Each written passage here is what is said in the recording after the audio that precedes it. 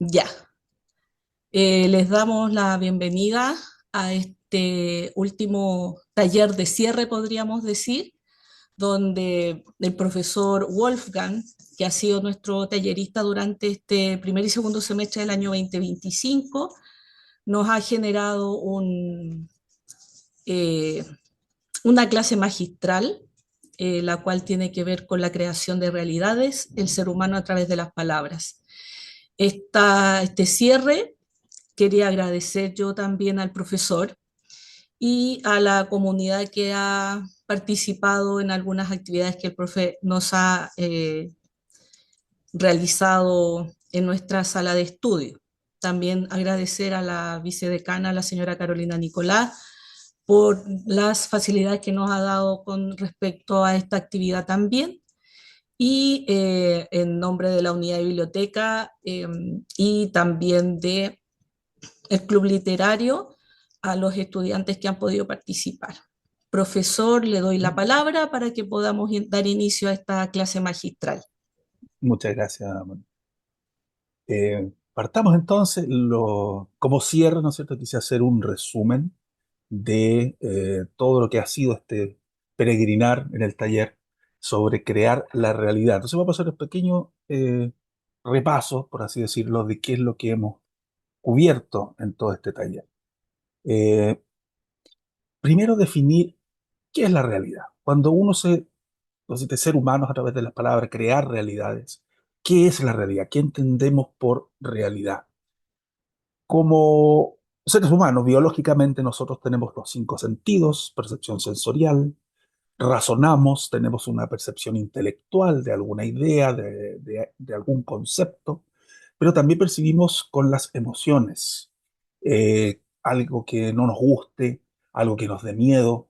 Entonces, estos tres tipos de percepción, si lo pensamos en los primeros humanos, ¿no es cierto? Dando vueltas por ahí, el escuchar un ruido alertaba peligro, eh, la percepción intelectual, en la creación de herramientas para cazar, ¿no es cierto? Pensando en la época de las cavernas, más o menos, ¿cierto? Y la emoción que causaba, ¿no es cierto? A veces ira, a veces miedo, toda esa realidad que nos rodea la percibimos a través de estos tres elementos, que obviamente en nuestro cerebro se conjugan y armamos eh, el mundo que nos rodea como nuestra realidad. Ahora, es algunos psicólogos, algunas corrientes psicológicas plantean de que eso es tan individual a cada uno, eh, pero también hay una cierta realidad colectiva, ¿no es cierto?, de que el ser humano, perdón, es un ser social, por lo tanto, la realidad también se construye en común, ¿no? Quise hacer ese alcance. Ahora, una cosa es percibirla, la otra es cómo la expresamos. Perdón, la descripción sensorial claramente es qué sensación siento. El fuego me quema. Sigamos pensando en estos primeros humanos, ¿no es cierto? Que digan ahí el fuego me quema o eso me duele. Pero ahí hay una sensación. Ya más adelante los reportes o papers o ensayos que nuestros estudiantes tienen que hacer en sus trabajos, ¿no es cierto? Hay una descripción intelectual ya de un concepto más abstracto. Eh, el hombre empezó a contabilizar, a contar, ¿no es cierto? Teníamos 10 de, empezó el hombre a decir, ah, mira, de esto uno, dos, tres se parece. Ah, de ahí, bueno, los que saben más matemáticas, yo ahí me declaro incompetente, la verdad, ¿cierto? Pero algo partió con esta decena, centena, en fin. Y por supuesto, la descripción emocional, el cómo me siento, cómo algo me hace sentir, qué sentimientos me provoca algo, alegría, pena, ¿no es cierto? Y para eso se desarrolló la psicoterapia, eh, el poder, ¿no es cierto?, liberar ciertas cosas que nos pasan, eh, y poder expresar mayormente qué emoción sentimos. Hay gente que desafortunadamente le cuesta más expresar algunas emociones y necesita este apoyo emocional para poder describir su propia realidad. No es fácil, ¿eh? Yo creo que nadie nace aprendiendo esto, pero describir la realidad interna, debe existir un diálogo también ahí con uno mismo, una cierta evolución, ya no tanto intelectual, espiritual, si le quieren llamar, ¿cierto? Para describir nuestra propia realidad interna. ¿Ya?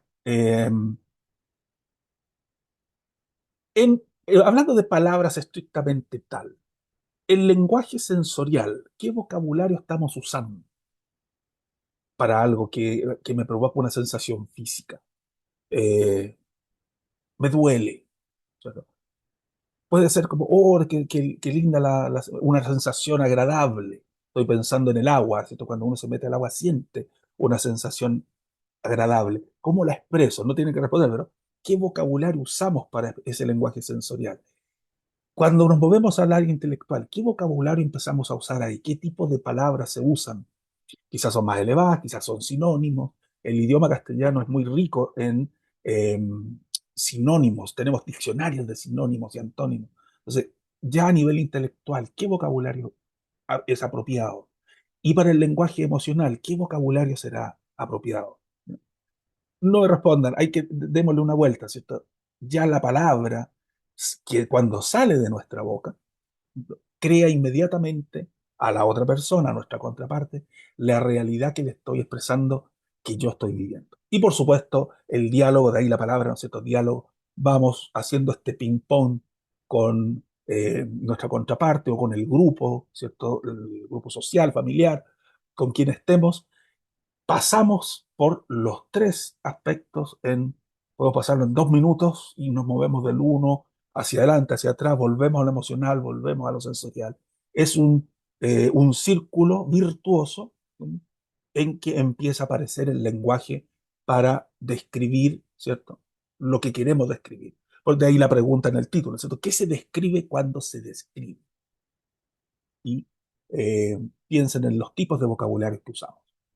Ahora, el arte, por supuesto, siempre ha sido el elemento, digo, las artes en general, la música en este caso es un cuadro, ¿cierto? Las artes plásticas, pero las artes en general, artes escénicas, artes musicales, son generadoras de goce tanto intelectual como también sensorial. Entonces, ¿qué podemos describir aquí? Este es un cuadro del Bosco, lo habíamos visto en el primer taller, por eso lo quise traer a colación. ¿Qué sensación habría, ¿no es cierto? Los colores nos podrían llamar la atención. Parece ser un escenario un poco catastrófico, ¿cierto? Se ven lanzas, se ven elementos de guerra, monstruos por ahí. Eh, algo ocurre, ¿qué nos provoca? ¿Cierto? A riesgo de ser autorreferente, ¿no es cierto? Lo que me gusta del Bosco es justamente esa creación de mundos un poco eh, distópicos, no sé, en particular este, ¿no es cierto? Con mucha muerte, destrucción, monstruos, castillos. Entonces, en fin, eso es tan personal, tan de uno, más allá de lo que es la composición, que ya sería un análisis intelectual. Un profesor de arte ocuparía otro vocabulario, le diría, aquí la composición, ¿no es cierto?, la proporción áurea, ese ya es un análisis intelectual, pero sí nos podemos mover entre lo eh, sensorial, colores, formas, y lo emocional, cómo me hace sentir esta obra. La música yo creo que es el mejor ejemplo. Hay canciones alegres que nos hacen bailar, de repente canciones tristes que nos hacen reflexionar. Entonces, las artes por excelencia son las generadoras de sensaciones, tanto emocionales como intelectuales y sensoriales, por supuesto. ¿Qué podemos escribir aquí? Un lápiz común y corriente. Ahí la idea, démosle, quería imponerlo con quienes estuvieran aquí. ¿Qué podemos describirlo? ¿De qué punto lo abordamos? ¿Desde su funcionalidad? ¿Desde su practicidad? ¿Desde el objetivo que cumple? Todas las anteriores son todas posibles, va a depender de cada cual. Un lápiz podría haber sido, no sé, un cuchillo, por ejemplo. Pero en este caso del lápiz nos obliga, nos circunscribe a un área netamente práctica. El lápiz para escribir, para tomar nota, para recordar, ¿cierto? Nace después de esta cosa oral, sensorial, nace la escritura. En términos históricos, la escritura es relativamente reciente. Si lo pensamos a lo largo de toda la historia de la humanidad, la escritura es relativamente nueva en términos históricos. Toda la tradición eh, de fábulas, por ejemplo, Nuestro pueblo mapuche tiene una tradición muy rica en oralidad, ¿cierto? En que se transmite de generación en generación y así ha sido, ¿cierto? Tradicionalmente. Entonces, la escritura viene a ser ya más bien moderna, moderna entre comillas, no estamos hablando de los sumerios, en que se encuentran estas tablas de arcilla, más o menos se datan por el 3200 antes de Cristo, que es el Cuneiforme. Y eran como súper mundanas en el sentido de que había un sistema contable de registro, bienes, comercio y también cierta historia. ¿Ya? ¿Cuántos sacos de harina? ¿Cuántos sacos de trigo, me imagino, ¿no es cierto? Más bien transaccional en que la escritura cubre precisamente el caso del lápiz, por eso lo traje a colación.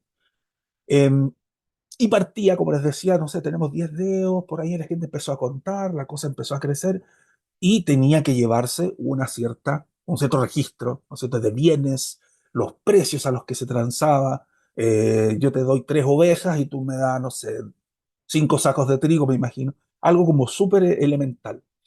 Sin embargo, entre todo lo que encontraron los arqueólogos, encontraron las tablas del destino. Y según ellos, ¿no es cierto?, su tradición, ese era un documento legal que le daba autoridad suprema a una deidad.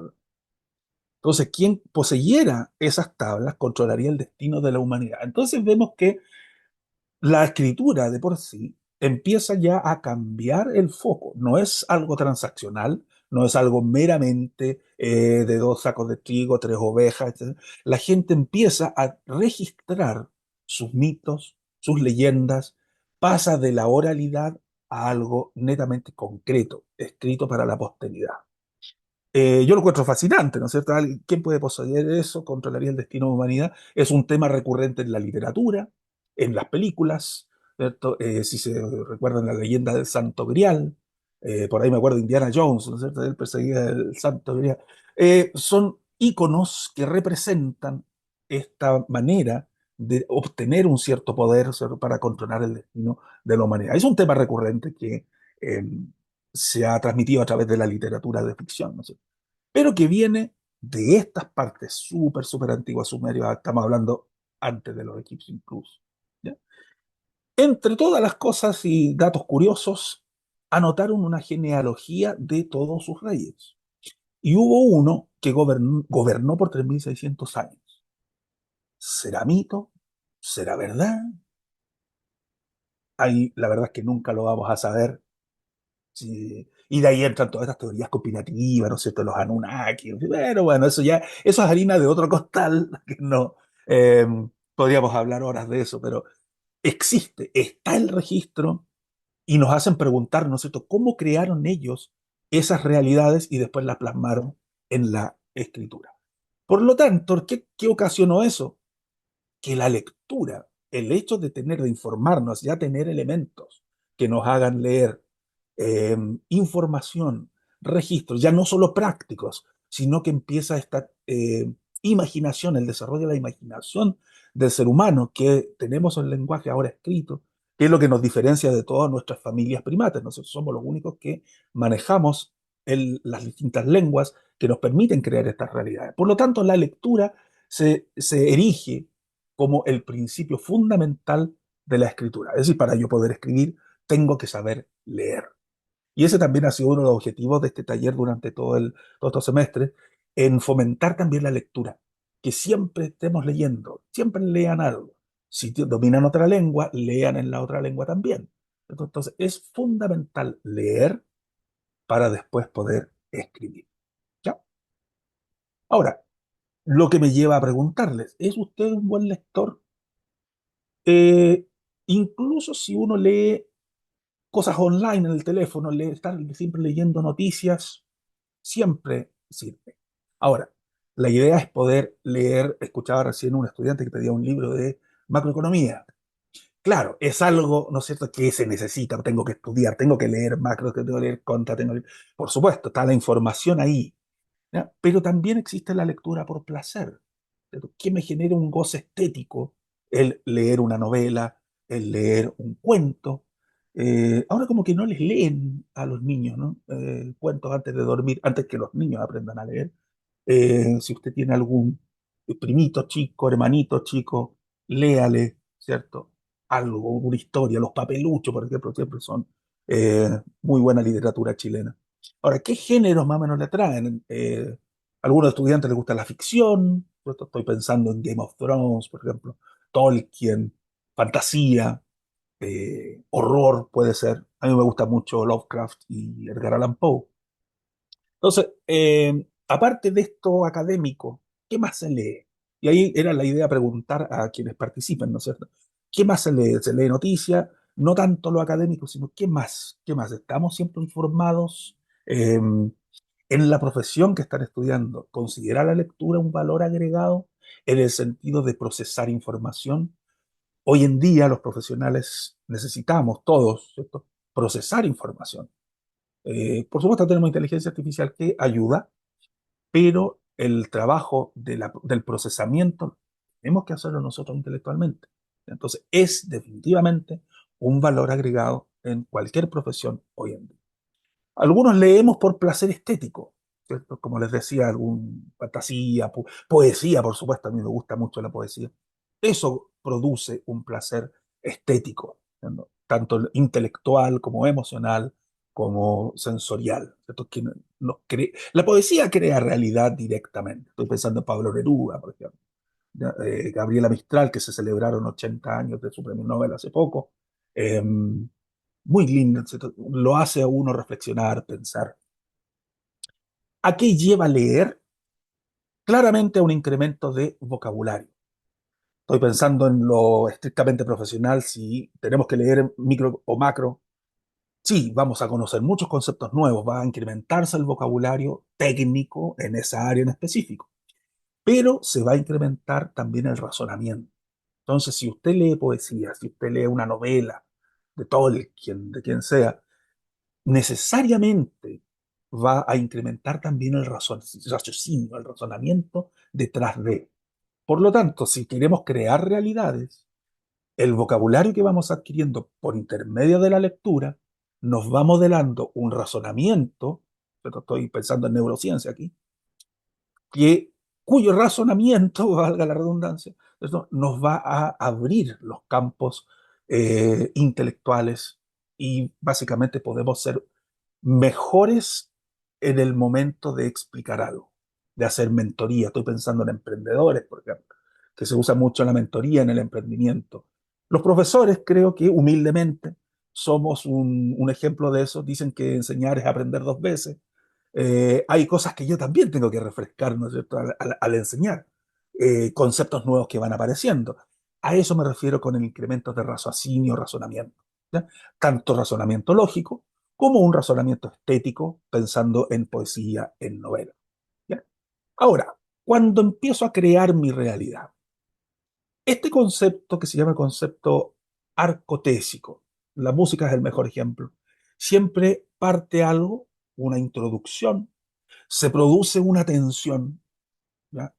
Piensen en una película, ¿no es cierto? Parte algo, pum, pasa algo, y después hay un release, el final feliz, happy ending, ¿cierto? La literatura, la música, incluso las artes plásticas eh, combinan este principio, este concepto de una introducción, pasa algo, una tensión, su desarrollo y su conclusión. Es algo lógico, es parte de este razonamiento del que estábamos hablando. ¿Ya? Tensión, relajación. El cine, el mejor ejemplo, música, arte, literatura, ¿no? La teoría de sistemas habla de la entropía, que todo tiende al caos, ¿cierto? Eh, Porque algo parte algo está junto y después se tensiona, pero se libera. Lo que nos rodea también, ¿cierto? Hay algo en algún momento de la vida, del día, nos va a pasar algo, se te cayó un plato, tensión, barremos, ya, no importa, no pasó nada. ¿No? Es algo de la vida diaria, yo diría, me atrevería a decir que la naturaleza es así. Así es que, ¿por qué no? ¿Qué hace ahora? Si lo aplicamos al texto, a la creación de realidad por literatura, específicamente, ¿qué hace de un buen texto? Un buen texto, ¿ya? Conectándolo con lo anterior, el vocabulario. ¿Ya? Un buen texto debiese a mí generarme nuevos conceptos, nuevas palabras, formales o informales, lo mismo, pero un nuevo vocabulario es el número uno. Imágenes mentales. Yo me recuerdo de una anécdota que tuve un estudiante que leyó un libro y me decía que para ella era ver la película en su cabeza al momento de leerlo. Que lo encontré maravilloso. ¿No? Independientemente del tipo de texto, un reporte en algo formal, un ensayo, que también es formal, una poesía, claramente me genera estas imágenes. Ahora, no tienen que responderme, pero pensemos, ¿qué elementos considera esenciales para la transmisión del mensaje? Va a depender del mensaje, cierto, pero ¿cuál sería el elemento clave en cualquier tipo de texto? Información. ¿Qué forma debiesen tomar los pensamientos para describirlo? Claramente una forma lógica, algo que me dé a entender y la otra persona, por supuesto, me entienda también. Porque a quién no le ha pasado que uno trata de explicar algo y él le dice, no, no, sabes que no, no te cacho. No te entiendo, a ver, dale de nuevo. Y eso y me obliga a ver, vamos para atrás. ¿Cierto? Eso es un ejercicio constante, tenemos que hacerlo siempre, siempre. Entonces, no me respondan, pero pregúntense, ¿qué forma tiene que tomar mi raciocinio, mi pensamiento, para describir un concepto, para entregar mi mensaje? ¿Ah? ¿Cómo aplica el principio arcotésico en su texto? Es decir, estamos aquí ya va un poquito más académico, ¿no? Tengo que introducir el problema, presentar el problema, analizarlo ¿cierto? En el desarrollo y en la conclusión proponer quizás una alternativa de solución. Estoy pensando en algo súper académico, súper formal, pero también en algo de la vida diaria. Ayer fui, introducción. ¿Y qué pasó? Le preguntan. Mira, fue un desarrollo. Oh, y al final, ¿cómo quedaron? No, quedamos súper bien, quedamos de amigos. Conclusión. Es algo súper mundano, súper trivial, pero se cumple este principio de presento, desarrollo, concluyo. Después la conversación seguirá sobre otro tema y se va a volver a repetir este mismo principio, tanto formal como informal. Entonces, en algún momento de las sesiones que tuvimos, me lo dejó en inglés, en session. Ok. Describimos cosas, objetos que trajimos a la sesión.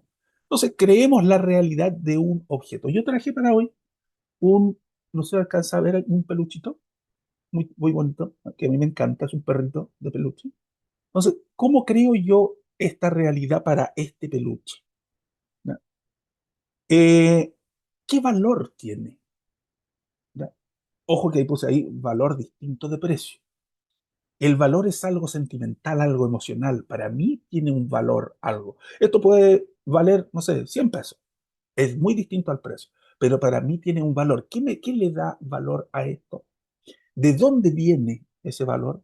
Entonces, si yo tengo que contarles una historia sobre este peluchito para mí tiene un valor muy grande porque me lo regaló mi suegra, que en paz descanse, y lo atesoro por eso.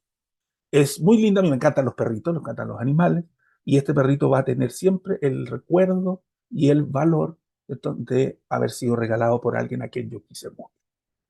Puede parecer súper simple, pero es un ejercicio de creación. Esto ya vive en mi realidad porque tiene ese valor y que para mí es totalmente intangible. Entonces la idea era preguntarles a los asistentes, veamos, ¿cierto? Creémosle la realidad a algún objeto que ustedes pudiesen tener. Más concretamente, eso era oral, ¿eh? Mi idea era hacerlo con oralidad. Ahora, en la parte de escritura, en una hoja de papel, ¿qué pasa cuando vemos este pajarito? Yo hice el ejercicio, ¿eh? Lo tengo, no sé si alcanza a ver un Word ahí. Sí, se ve bastante bien. Perfecto. Traté de aplicarlo y ya cuando uno escribe, ¿cierto? Tiene la posibilidad de ir ordenando. De repente uno escribe algo, no, no, esto no me funciona, no, no, vamos para atrás.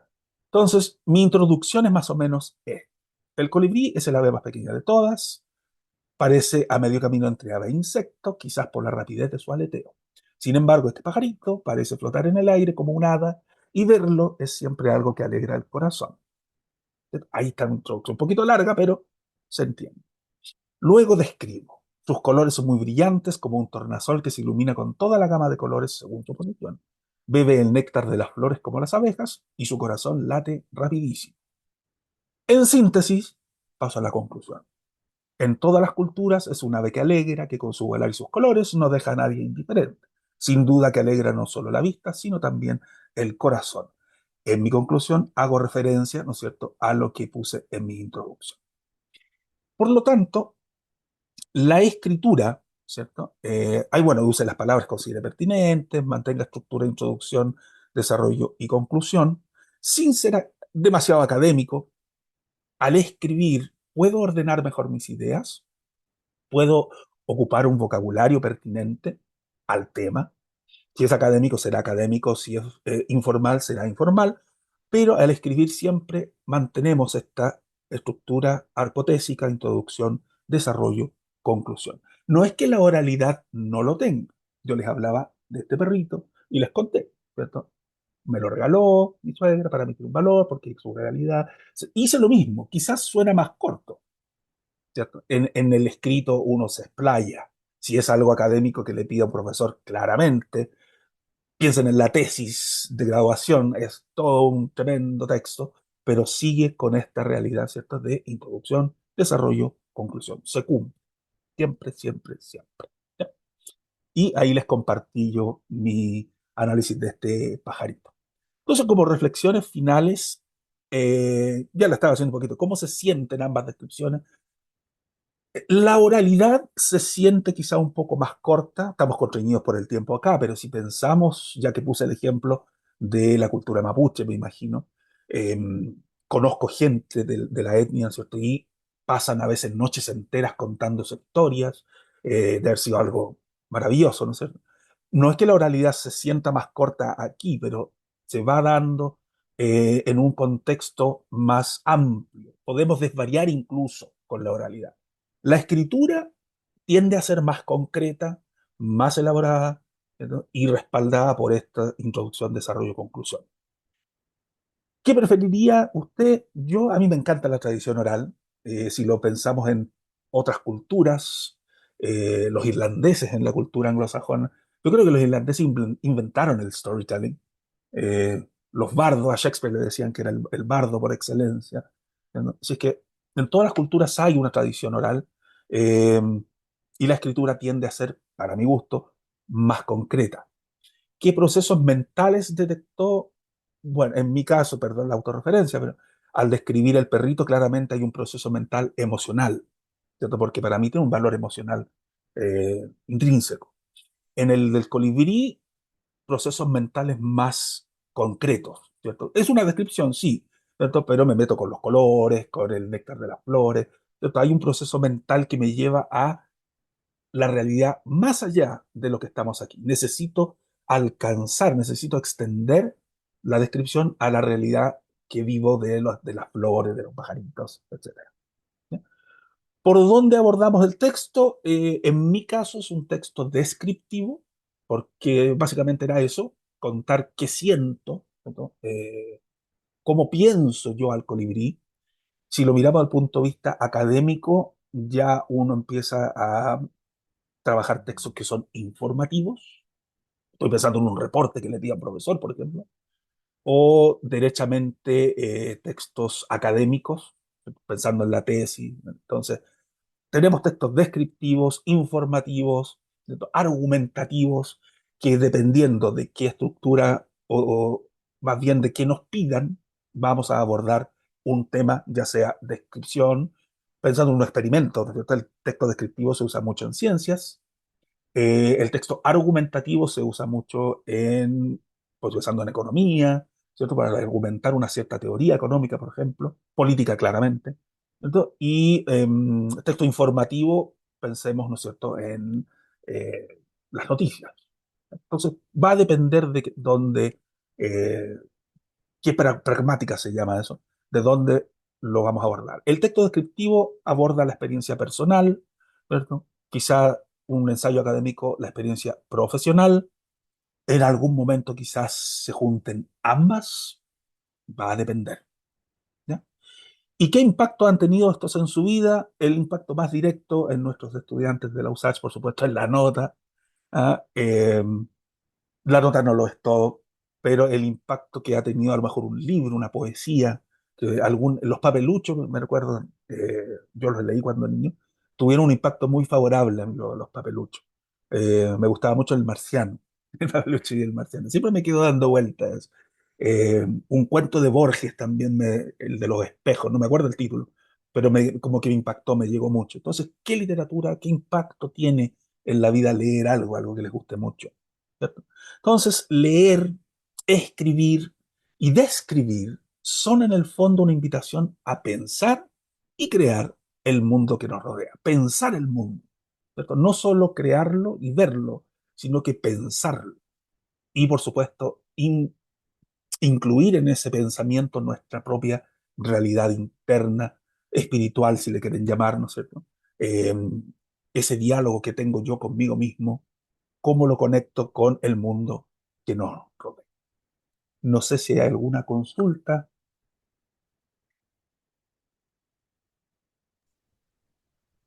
Creo que estamos súper bien, Mónica. No sé si Sí, usted estamos bien, profe. tiene algo que hacer presente. Creo que quedó Está, claro, alguna duda. no, por mi parte, profesor, siempre Mm, agradecida de sus talleres, de sus mm, clases. Eh, Esperemos poder motivar también con este tipo de modalidad, porque primera vez mm. que lo Sí, primera que realizamos, a lanzamos lo así. mejor vamos a motivar más ahora. Podemos a lo Eh, mejor tener algo de contenido para poder promover también la mm, lectura, especialmente también la claramente. escritura, obviamente, porque los chicos están más orientados a escribir últimamente, pero no mucho a Mm, leer. Quieren sacar claro, sus sentimientos, claro, expresar lo que sienten, exacto. eh, a veces con muy poco vocabulario y Mm, eso los limita también. por supuesto, por supuesto. Que un poco lo que trato de abordar, ¿no es cierto? Mientras más lea, mientras más sepa, más puedo yo, ¿cierto? Darme a entender o dar a entender mis Contextualizar, pensamientos, como usted nos estaba contextualizar, dando exactamente, las exactamente, estructuras más o menos para, decir, tal no más cual. o menos, es decir, darnos las Ujú, estructuras necesarias, pero eso exacto. necesita de eh, de los pilares fundamentales, que en este caso son las lecturas, Las lecturas, ¿ya? tal cual. Ujú. Y Así ese era el que objetivo también siempre, del taller, ¿no? Motivar lectura. Siempre. siempre agradecida de todo el contenido que nos ha brindado Ujú, y darle también, aparte de las gracias de usted por la atención, darle las gracias a usted para poder ir finalizando también esta modalidad virtual del cierre del taller del Club Literario de la FAE. ujú, Para eso también queríamos concretar como unidad y como vicedecanatura de docencia un ujú, reconocimiento, ya que le achonté, ujú. creo, que a usted le gusta la poesía. De la poesía, Entonces claro, tenemos qué algo lindo. de la editorial Usach, disculpe, por este Oh, otro qué lado era, lindo. Ay, de la editorial Jorge Usach, Tener. que son Buenísimo. selección y de cada autor chileno, Jorge Tellier, Ya. tenemos a la famosa Gabriela Mire, Mistral también ahí, mire. para que se pueda deleitar. Y Vicente, mire, me gusta mucho, Vicente pero bueno, sí. Huidobro son compilaciones que hicieron, que ya existían en Ya, Editorial Usach, pero que ahora mire, las modernizaron.